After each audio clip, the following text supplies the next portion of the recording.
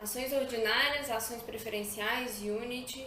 O que são cada uma dessas opções de ação e como escolher a melhor para a gente? Bora falar sobre isso?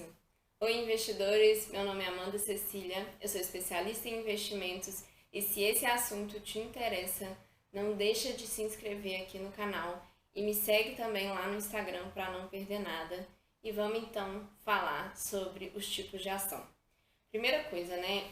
Todas as empresas que estão negociadas na B3, que é a nossa bolsa de valores, elas são sociedades anônimas. Então, os acionistas ali não se conhecem. E pode ter dois tipos de ação, que são as ações preferenciais e as ações ordinárias.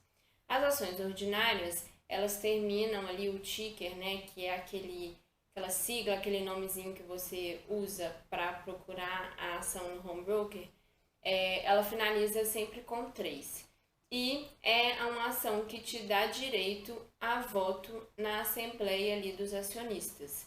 Isso é interessante, principalmente para quem é grande investidor, porque você vota ali em assembleia, é a assembleia que define o conselho da empresa e o conselho delibera sobre muitas coisas da empresa. Então, direto ou indiretamente, você está relacionado ali com a empresa, com as decisões que a empresa toma. Além disso, as ações ordinárias, elas têm um direito que chama tag along, que de certa forma, é uma venda conjunta. Então, se a empresa, né, que você está investindo, ela mudar de controlador, você como minoritário tem direito a acompanhar e vender também pelo mesmo valor ou tem uma regra ali, no mínimo 80% do valor que o majoritário ali tá vendendo a sua participação. Então essas são coisas interessantes e mesmo que você seja, né, um investidor muito pequeno, que a sua participação acionária na empresa é pequena, né, nem vale a pena você preocupar em participar de uma assembleia ou não, talvez seja interessante pelo lado de você ter os mesmos direitos que outros acionistas bem maiores têm também.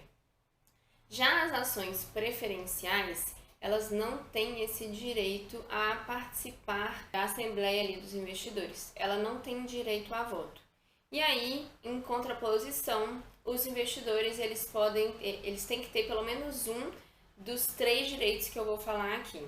O primeiro deles é receber 25% do lucro líquido distribuído, né? Então receber isso como dividendos. A segunda opção ali é que as ações preferenciais recebam uma remuneração de 10% a mais do que as ações ordinárias. Isso pode parecer interessante, mas em geral o mercado costuma se regular com relação a isso. Então acontece das ações preferenciais serem 10% mais caras por causa disso e no final sai elas por elas, assim. E a última opção ali, né, de direito que o acionista que tem a ação preferencial pode ter é ter também esse tag along que eu comentei com relação às ações ordinárias. No caso das ações ordinárias, é obrigatório. No caso das preferenciais, a empresa pode decidir ou não que a empresa, que os acionistas tenham esse direito, que aí também normalmente fica ali ou 80% ou mais de 80%. E as ações preferenciais, elas costumam ter mais liquidez na bolsa. E então, você negocia elas normalmente com o ticker finalizando com o número 4, mas não necessariamente. Pode ser também 5, 6, 7, 8, mas é muito incomum que sejam essas outras opções. Por fim, a gente tem a Unit, que não é uma ação em si, mas ela é um pacote ali de ação, é um depósito que dá direito às ações e normalmente elas são um agrupamento de ações ordinárias e ações preferenciais.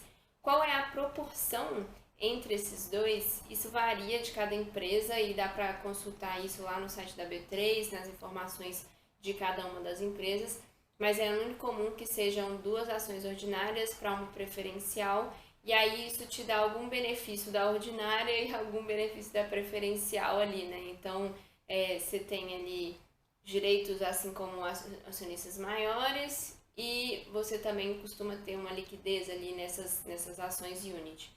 Então, é uma outra opção que não acaba sendo diretamente uma ação, mas ela é negociada como uma ação.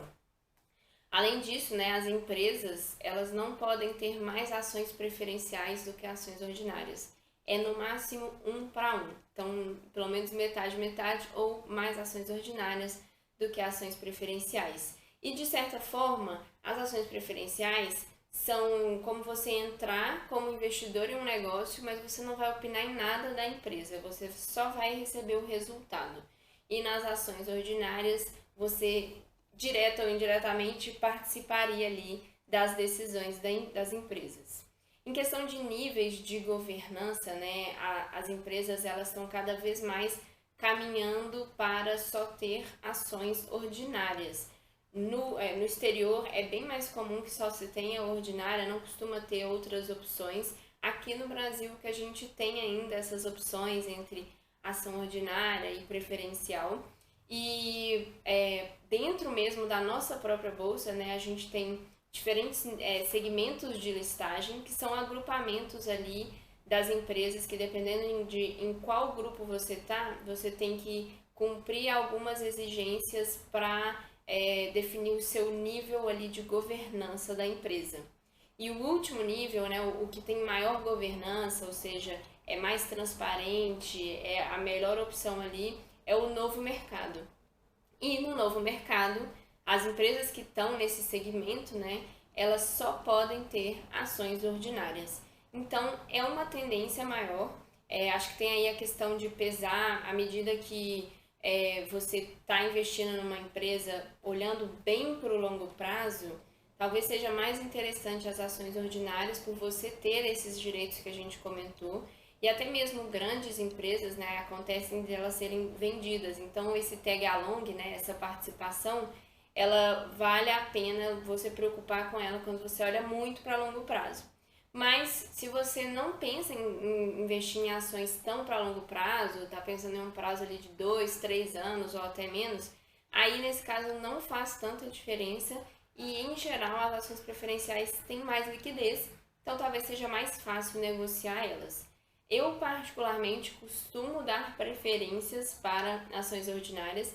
Isso não quer dizer que eu não tenho unit ou que eu não tenho preferencial, mas a maior parte da minha carteira de ações é investida em ações ordinárias. Para você consultar essas informações, né, e entender um pouco melhor em qual nível de governança a empresa que você está investindo tem, quais direitos você tem algumas opções de como olhar isso. Eu particularmente acho que a mais fácil é consultar no site do Fundamentos.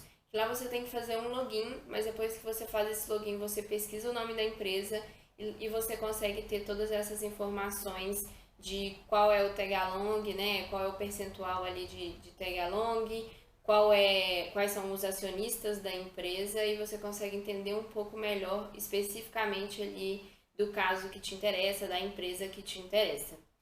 Se você ainda está meio perdido nesse assunto assim de ações, não sabe muito bem como funciona, eu fiz um vídeo falando um pouco mais no detalhe sobre o que são as ações, que eu vou deixar linkado aqui. Pretendo fazer mais vídeos nesse sentido, deixa aqui nos comentários o que vocês querem ver por aqui, quais são as dúvidas que vocês têm aí nesse mercado de investimentos e de bolsa de valores. Beleza? Obrigada, investidores, e até a próxima!